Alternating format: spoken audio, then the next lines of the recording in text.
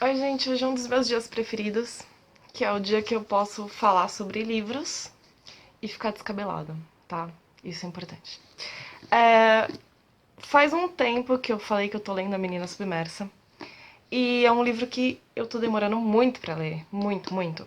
E eu fiquei pensando, tem duas coisas que fazem você demorar muito, na verdade três. Você não ter tempo, a história não ser boa, ou a história ser muito boa.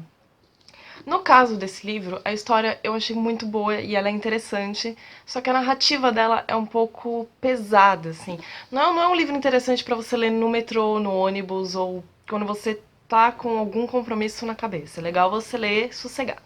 Então eu não vou fazer uma resenha, eu só vou mostrar a capa, tá? Porque eu não tinha lido e quando eu comprei, gente, eu não comprei porque é essa edição, tá? Ela é pink na lateral e ela é prateada na frente.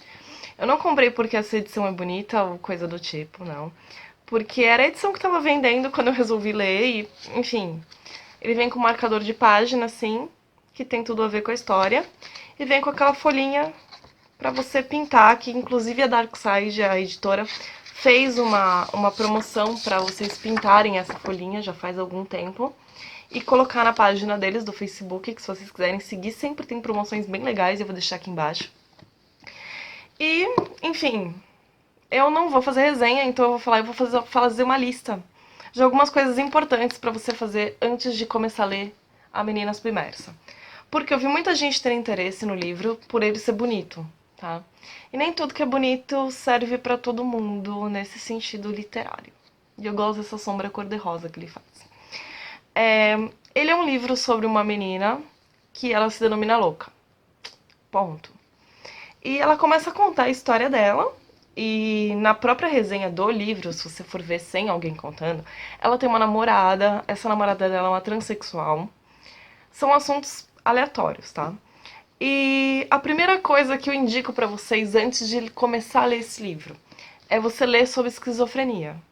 Eu acho que é um tema interessante pra você ter uma noção de como funciona a cabeça de uma pessoa esquizofrênica. E isso facilita um pouco a leitura, não que seja legal facilitar a leitura pra vocês, tá? Mas é que no meu caso muita coisa eu já compreendia sobre o tema e mesmo assim eu ainda achei um pouco complicado. Então eu acho que é interessante, em vez de você começar a ler e parar toda hora pra ir procurar alguma informação pra facilitar ou pra você interagir melhor com o seu próprio livro, é uma dica que eu dou, tá? Então procura sobre esquizofrenia e quais são os sintomas de esquizofrenia, quais são alguns tratamentos, como se controla, como que funcionam as crises de pessoas esquizofrênicas. Isso é bem legal, tá? Junto com esse livro, eu marquei algumas coisas que eu achei interessante e que eu tive que pesquisar, ou que eu senti vontade de pesquisar.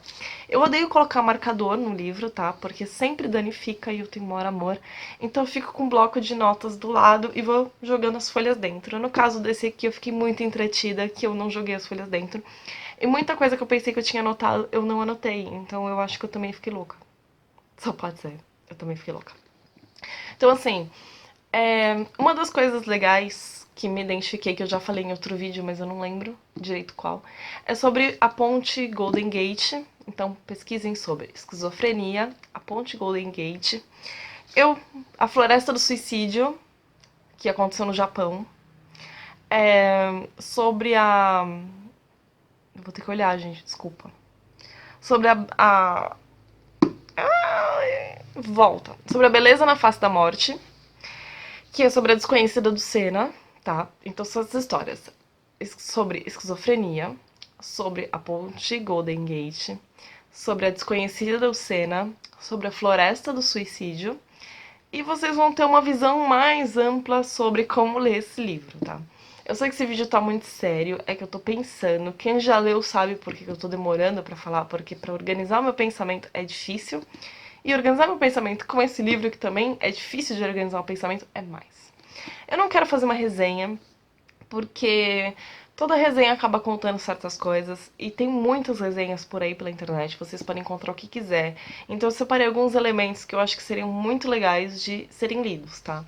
de vocês procurarem sobre e depois o livro, ou então mesmo que depois que tenha lido o livro, talvez você voltar nesses elementos é interessante.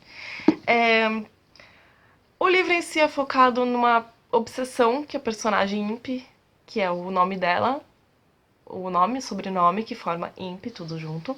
Ela tem uma obsessão por um quadro que ela viu quando foi no museu com a mãe no aniversário dela de 11 anos. E esse quadro acompanha ela pela vida inteira. Esse livro é muito interessante da forma como é escrita, por quê? Porque ele junta esse quadro com mais um fato, com essas coisas que eu falei para vocês pesquisarem, que é interessante, e tudo vai se misturando, vai criando uma trama toda como se fosse uma teia de aranha. E assim, é muita informação. O que eu acho legal nele é que é muita informação, e a forma como ele fica interessante, como ele fica cheio, cheio, tão cheio que você precisa parar, fechar o livro e falar, não, agora eu vou pesquisar sobre tal coisa. Ou eu vou pesquisar sobre aquilo ou aquilo. Eu não terminei de ler efetivamente ou literalmente falando, tá? Eu parei na página 207. Eu já tinha lido resenha, eu já tinha dado uma espiada no livro, enfim, eu não resisti. E na verdade eu já tinha lido um pedaço que eu encontrei que vazou na internet, assim, por acaso, sem nada, sério. Mas eu tô dizendo isso por quê? Porque é uma coisa que eu tô sentindo nele, é uma dificuldade boa, tá? É uma necessidade de algumas informações mais a fundo do que a personagem conta. Talvez porque sejam temas que eu tenho curiosidade, tá? Porque tanto a ponte Golden Gate, quanto a Bela do Sena, quanto, não sei, a Floresta dos Suicídios, eles todos seguem um tema macabro, querendo ou não, e foram coisas que aconteceram de verdade. Comentam também sobre uma seita, sobre. Enfim, a maioria das referências que ela dá no livro são referências a suicídio, seja em massa, ou seja coletivo, ou seja uma pessoa só. Tá? Então é isso, essa é a minha dica sobre A Menina Submersa. Tanto esse livro quanto o outro livro, eles têm uma capa muito bonitinha. Então, não importa qual edição tem. Esse especialmente chama atenção, tá? Então, eu não vou negar que uma das coisas que chama muita atenção nesse livro é a capa dele. Que pode fazer muita gente ler e depois falar, não, o que é isso? Eu não quero ler isso, sabe? Então, é uma coisa que eu não gostaria que ninguém sentisse.